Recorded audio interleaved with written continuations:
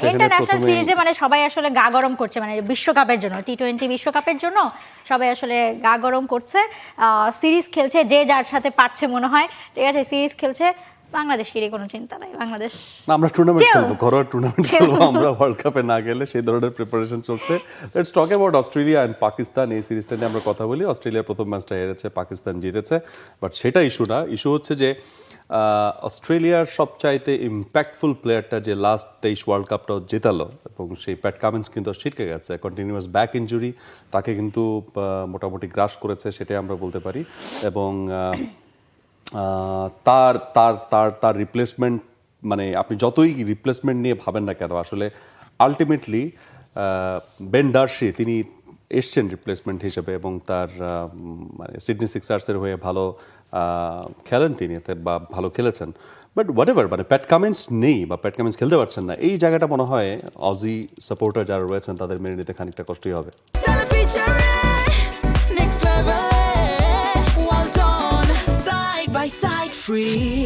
আমরা শুধু Aussie supporter না, মানে ক্রিকেট যারা দেখতে বসবেন, প্যাট কামিন্সকে যখন আপনি দেখবেন না, মানে ইয়েলো জার্সি বা হ্যাঁ, খারাপই লাগবে। আর আপনি দেখেন মানে এই প্যাট কামিন্স, মানে তিনি যাতে বিশ্বকাপটা খেলতে পারেন, লাস্ট যে অ্যাশেসটা হলো অ্যাডিলেড টেস্ট, যে যখন অস্ট্রেলিয়া মানে অ্যাশেস কনফার্ম করে ফেললো, এরপর থেকে তাকে কিন্তু রেস্ট দিয়ে দেওয়া হলো, যে তার মানে কোনো রকম ঝামেলা যাতে না হয়। কিন্তু সে ওই যে রিজিকে না থাকলে যা হয়, তো আসলে বিশ্বকাপ আলটিমেটলি খেলা হচ্ছে না। আমরা যদি অস্ট্রেলিয়ার মানে দলটা দেখে নিই, তারা প্রাথমিক একটা দল প্রথমে দিয়েছিল 15 জনের, কিন্তু তারপর যখন এখন আবার নতুন করে এই প্যাট কামিন্স ইস্যু, তাকে আসলে বাদ দিয়ে ডয়েট ফ্রিজকে আনতে হয়েছে, তখন আসলে নতুন 15 জনের নাম আমরা দেখতে পাচ্ছি মাহফুজ।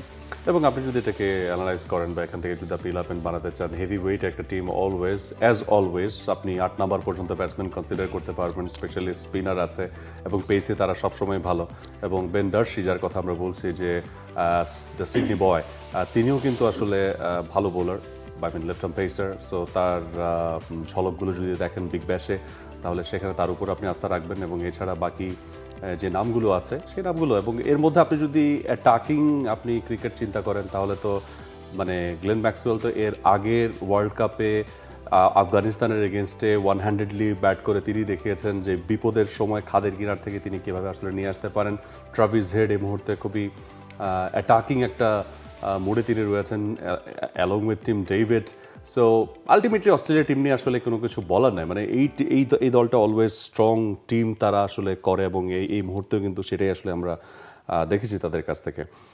এবং সেই সাথে কিন্তু ম্যাথিউ রেন শ, রাইট, তাকেও যুক্ত করা হয়েছে। এবং তাকে কিন্তু এই যে পাকিস্তানের সাথে প্রথম ম্যাচটাতে টি-20টাতেই ডেবিউ করানো হলো, যদিও আসলে জ্বলতে পারেনি, বাট বিলিভ লাগছে দল যে কাজে লাগবে হয়তোবা ভারতে বিশ্বকাপ জিততে। অস্ট্রেলিয়া আরো একবার দেখাবে নাকি? লেটস সি, মানে সেটা হলে তো খারাপ হয়। এবং সেই সঙ্গে স্টিভ স্মিথকে নিয়ে অনেক আলাপ আলোচনা হচ্ছে, তাকে ড্রপ করা হয়েছে। তার ড্রপটা আমার কাছে খুব একটা সারপ্রাইজিং না, বিকজ টেস্ট এবং ওডিআই দুইটা ফরম্যাটে স্টিভ স্মিথ যা, টি-20 ওয়ার্ল্ড কাপ আপনি যদি তার স্ট্যাটিস্টিক্স ঘাটেন, তিনি কিন্তু সেরকম না। 34টা match, 656 run, around 110 strike rate. আপনি ওই জায়গাটা যদি আপনি দেখেন, তাহলে তাকে কিন্তু অনেক আগেই সেখান থেকে আসলে মানে কনসিডার করেননি। হ্যাঁ, এই বিগ ব্যাশ নিয়ে অনেকেই অনেকেই বলছেন 41 বলে তার একটা সেঞ্চুরিও আছে, এবং এখানে 166 স্ট্রাইক রেটে তিনি ব্যাটিং করেছেন। ব্যাটিং গড় তার 68। সো 5 ম্যাচে 275 run, that is really huge. 5 match 275, আর পুরা টি-20 ওয়ার্ল্ড কাপে 34 ম্যাচে 656।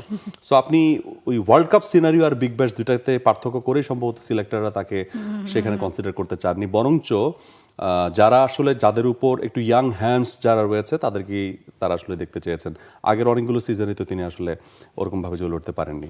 সো ওই জায়গাটা থেকে স্টিভ স্মিথের জন্য হয়তো বা ব্যাড লাক, এভাবে পারফর্ম করার পর তিনি হয়তো চেয়েছিলেন যে maybe it will be my last টি-20 world cup, let's give my best, এবং তিনি সে কিন্তু বেস্টটাই দিয়েছিলেন বিগ ব্যাশে। সো উই এক্সপেক্টেড মেবি থাকবেন, but Australian cricket board. Well, আরও ইন্টারন্যাশনাল ম্যাচ কিন্তু চলছে। ওয়েস্ট ইন্ডিজ সাউথ আফ্রিকা খেলছে, এবং সেই সাথে ইংল্যান্ড শ্রীলঙ্কা খেলছে। আর পাকিস্তান নিয়ে কি আর কিছু বলার বাকি আছে মাহফুজ? অস্ট্রেলিয়া নিয়ে তো বললেনি, পাকিস্তানেও কিন্তু ওই যে সবাই বলছে যে আচ্ছা প্রস্তুতি তো সেরে রাখতে হবে। সবাই প্রশ্ন তুলছে আচ্ছা কেন টিকিট, মানে পাকিস্তান নাকি বিশ্বকাপের টিকিট কেটে ফেলছে, তারা তাদের জার্সি বানিয়ে ফেলছে, তারা এই যে মানে সিরিজ খেলে প্রস্তুতি নিচ্ছে, তার মানে কি তারা বিশ্বকাপ খেলবে, এই প্রশ্নটা আসছে। বাট পাকিস্তানে তো আসলে প্রস্তুতি তো আপনি রাখবেন, হ্যাঁ প্রস্তুত তো হয়ে থাকতেই হবে। আর বিশ্বকাপ খেলবে না তেমন খবর আমরা পাকিস্তান থেকে, পাকিস্তানি গণমাধ্যম থেকে বা যারা কোরলি পাকিস্তান ক্রিকেট বোর্ডটাকে ফলো করেন তারা কিন্তু নিউজ দেননি। তারা বলেছেন তারা পাকিস্তান ওয়ার্ল্ড কাপ খেলার প্রিপারেশন নিচ্ছে, শুধুমাত্র ম্যাক্সিমাম যেটা আলোচনা হচ্ছে সব জায়গায়, ইভেন গভর্নমেন্ট লেভেলেও যে আলোচনাটা বেশি চলছে, ভারতের বিপক্ষে ম্যাচটা প্রত্যাহার করা যায় কিনা, এই মুহূর্তে কিন্তু সেটাই তারা সবচেয়ে বেশি আলোচনা আরো যে করছেন। ছিল কালো আর্মব্যান্ড পরা, বাংলাদেশকে জয় উৎসর্গ করা, এক্স্যাক্টলি, তো ওই ব্যাপারগুলো আলোচনায় আছে।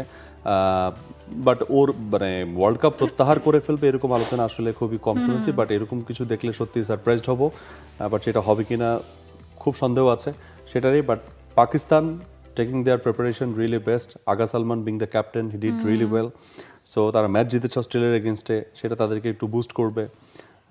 আমার মনে হয় পাকিস্তানের মানে এখন একমাত্র দুঃখ বাবর আজম, ঠিক আছে, বাবর আজম মানে বিগ ব্যাশ থেকেও তো মনে হয় খালি হাতেই ফিরলেন, এবার আসলে যদি আজকেও মানে 2 রানে তিনি মানে ফিরেছেন, তো এই লাস্ট ম্যাচের পরে মনে হয়, লাস্ট ম্যাচের পরে নেই, সেকেন্ড ম্যাচের আগে প্রেস কনফারেন্সে ক্যাপ্টেন বলছিলেন যে আমি মানে আমি স্বপ্ন দেখি যে এমন একটা প্রেস কনফারেন্স হবে যেদিন আমাকে বাবর আজম নিয়ে কোনো প্রশ্ন করা হবে না।